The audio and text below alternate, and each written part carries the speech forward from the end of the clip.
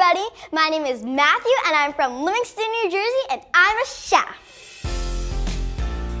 I always love to play around in the kitchen with plastic toys, pretending like I know how to cook. But when I really started to cook, not using plastic toys, I was about 6 or 7. My experience on MasterChef Junior was everything I could wish for.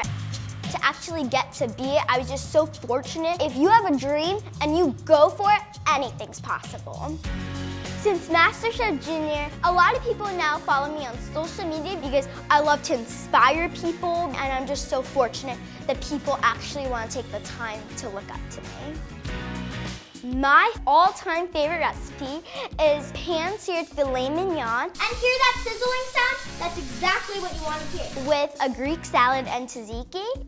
My biggest advice for other young cooks is to cook what you love. This is really just the basic medium rare filet mignon. If you love what you're doing and you take the time, you put more love into it. That is how you cook a filet mignon to its best. When I grow up, I want to have a farm-to-table restaurant. I strongly believe that people should learn how to farm for themselves again, because then they learn how to cook in season, eat in season, have fresh food, and overall live a delicious, healthy, and fresh life.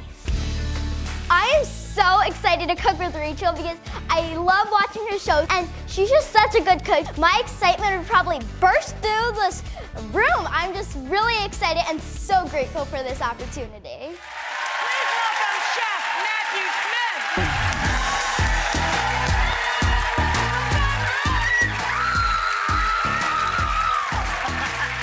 Up here, Chef. Thank you. I'm so psyched to have you, Chef. Thank you. I love your enthusiasm. Thank you so much. I can't wait to come to your restaurant one day. Thank you. And I have a huge garden.